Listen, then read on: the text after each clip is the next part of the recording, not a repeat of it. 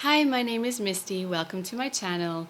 I am a homeschooling mama of two little girls. One is 10 and the other is 3. This is our 6th year of homeschooling, and I thought it would be really fun to share with you what we are using for curriculum this year.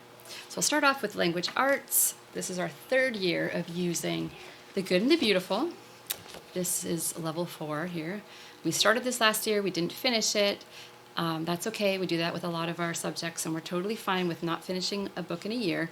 We just pick up where we left off the following year. So we ended our school year last April, at the end of April, and had a nice spring. And we did that because we live in a place where it's really extremely hot and humid in the summer months. So we thought, since we don't go out and do much anyway during those times, we'll just stay in and do formal homeschooling. So that's that. So anyway, The Good and the Beautiful is our 3rd year using it. We love it. Prior to then, we were using something that we did not like, and we did that for 3 years. So I'm glad that's over with, and that we found The Good and the Beautiful. Jenny Phillips is the one who puts out these products. She is awesome. Thank you, Jenny. To go along with the language arts, they also cover art and geography. So that's in this creative companion right here. So inside there are lots of awesome artwork, and they'll teach you techniques like chalk pastels, chalk pastels and whatnot. And then there's geography that goes along with all of that. So this was some of our favorites here. I go. So that is language arts. But in addition to that, we are also trying some new things.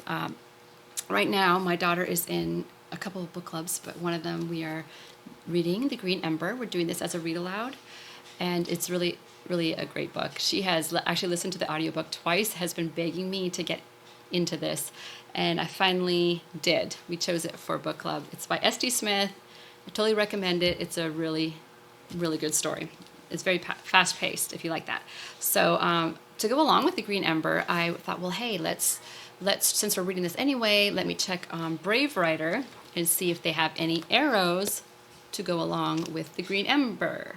So what an arrow is, it's like a little language arts guide that goes along with your book that you're reading. So they cover. They do copywork and dictation, and they do grammar, and using parts of of the book The Green Ember. So anyway, we really love it. Julie Bogart puts out she is the one who came up with Brave Writer, and she is awesome. There are lots of products that she has to offer. She is another one who I'm so thankful for, these women and men who use their talents to help others. It's been a great benefit from us. We really have fun with this. So this is just a little addition that we use for our language arts as well. I have something else we're doing right now for language arts, but I'm not going to share that with you yet until the very end, because I have a really exciting announcement to make. So the next thing, history. We're studying history year 1 still in The Good and the Beautiful as well. We started this book last year, but we did not finish it, and that is okay. We do that a lot where we don't finish our books in 1 year. That's no problem. We just pick up where we left off. There's no pressure, and we love that. So last year we didn't finish the book, though, because we got stuck in the Middle Ages. We were loving it. We just kept adding projects and activities and field trips and more books, and we just got into the plague and all kinds of things like that. There's so much you can do with the Middle Ages, of course, and in fact, I was kind of sad when the school year ended, because I really wanted to keep going with it, and I could have really, and we did in some ways. We still did projects that went along with the Middle Ages, but like, for example, we made curds and whey one time during the summer. What else? We did a couple other things that went along with this, so that's fun. We're going to continue with this pick this back up again in the mid-fall. We tend not to do science and history at the same time, so we'll spend fall and winter with history usually, and then spring, summer, early fall with science. And so, but the next thing in this is Rent the Renaissance, and I know we're going to love that. In fact, there's a Renaissance Festival that comes to our part of the state coming up. So I think that's where we'll time it so that we're doing the Renaissance with when that festival comes up. So for science, we don't use a formal curriculum. What I usually do is just we pick a topic, and then we grab a whole bunch of books, and we do projects and activities and field trips again, and go as deep as we want to, and it's so fun. We love science. So this year my daughter has asked if we can do botany, and so I asked her, where do you want to start with that? And she wants to start with the sunflowers. So we went ahead and did that, and we started school in July, beginning of July. We planted sunflowers out in the yard, and we charted the growth. We used the sunflower as just a base, to learn about photosynthesis and parts of the flower and all that kind of stuff. And then, of course, that we covered Van Gogh as well because of his wonderful sunflowers that he painted. And I had this awesome library book I will tell you about. It's called The Sunflowers Are Mine, and I don't remember the author, but I will link that. And that was for me to read, and I read it from cover to cover, loved it so much, shared bits and pieces of it with my daughter, and she was really interested. And we did our own sunflowers pieces of art. Of course, I don't have them here with me right now, but I was really proud of those.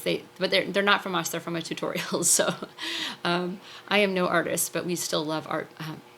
Anyhow, and then right now we also have this library book, Carl Linnaeus, and it's Father of Classification. So I read a couple chapters of this a day, and we learned about, we did a little classification project of our own. I had the girls sort out their toys into different categories, and then, that was a good little example of what classification is. So we're enjoying science. We love it.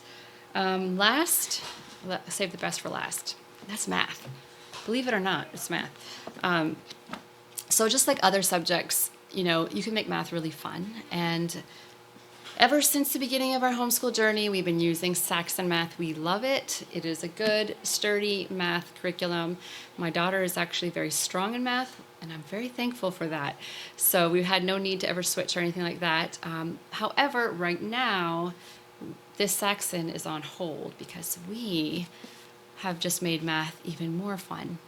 Because, and here's the big surprise, we are going to Disney World. We're planning our first trip, and my daughter and the whole family, all of us, we're in this Disney bubble. We're so excited. That's all we can talk about is Disney. So I thought, okay, well, let's get math let's just make Disney like a sort of base. Just like where Disney is like, you can learn all the subjects to Disney, in Disney. And I think I totally said that very strangely, but hopefully follow me. So that was kind of strange the way I said that. But what I said was, let's put Saxon away for now, and let's look at room rates because we want to stay on Disney premises. And so let's look at a bunch of room rates, and my husband gets a military discount. So what I'm having her to do is to calculate the discount, like the percentage, and figure out what the room rates are to all these rooms, And so we're going to do that. We're going to go through a bunch of the hotels at Disney, go through a bunch of room rates, and of course they fluctuate because of depending on what time of year you go and whatnot. So she's going to be very good at that by the time we're done. So anyway, that's just like a perfect example of how you can include Disney, like math into Disney. So that leads me to the next language arts thing. There are a couple. So this here, I just printed this little Disney World vacation. I found this free online, and use it as a little binder so that it can get us, keep us excited. And inside I have printed some pages for planning and whatnot. But I will tell you a couple of free resources I found if you guys want to get into Disney planning and use that for different subjects. One is Bookshark. I have used Bookshark before, and they offer some free units. And so one of the free units that they offer is a Disney unit. So if you go online, you can just print it all out. And what it is based off of the unit is based off of this book here, Who Was Walt Disney? This is a fabulous book. We finished it yesterday, and it is so inspiring. I mean, this man was incredible. He just inspires me so much to not give up, and this is really good for kids to read, I think.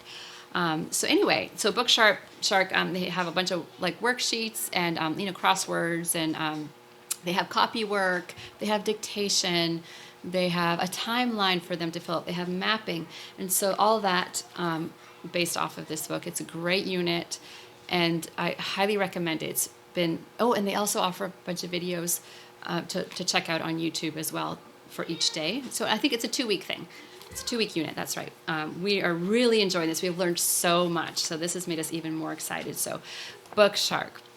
Another free resource for you is Khan Academy. So Khan Academy, I'll try to link these things below, offers a free Disney, it's called Imagineering in a Box. Okay, so just in case you don't know what an Imagineer is, it is an engineer from Disney who helps design the park. Okay, there's several of them. I had no idea what an Imagineer was. So what they do is they put out a bunch of videos, and then your child does an activity. So like right now, my daughter is designing a theme park of her own. So she's planning it all out, and she has to, think about the materials that she's using, and she's planning menus, designing them, making, what is she has to choose what kind of food she's going to put on there. What is she going to name that food to go along with the theme? There's all kinds of things they cover in there, lots of science and math, and they also, just everything, a lot of the graphics and sights and sounds and taste and smells. So it is really, really awesome. I'm so thrilled that they offer that for free. That is just a great resource for us, especially right now when we're so into this Disney thing. I think that is it for this video. That is pretty much what we do for curriculum. I think I'm going to cover next time. I'm going to cover our what we do for Bible. That's just a different video because I think I'm going to do that for morning time. But anyway, I hope you enjoyed this video. I'm sorry, this is my first video I've ever made. My goal is to make awesome videos, and I know I will get to that. But right now, I hope that it is at least understandable and that you were encouraged or inspired in some way. Let me know if you guys use any of the same stuff. If you have any comments at all, just feel free to comment. I'd love it if you subscribe. I will be putting out videos on a regular basis. So thank you so much for watching. We'll see you next time. Bye-bye.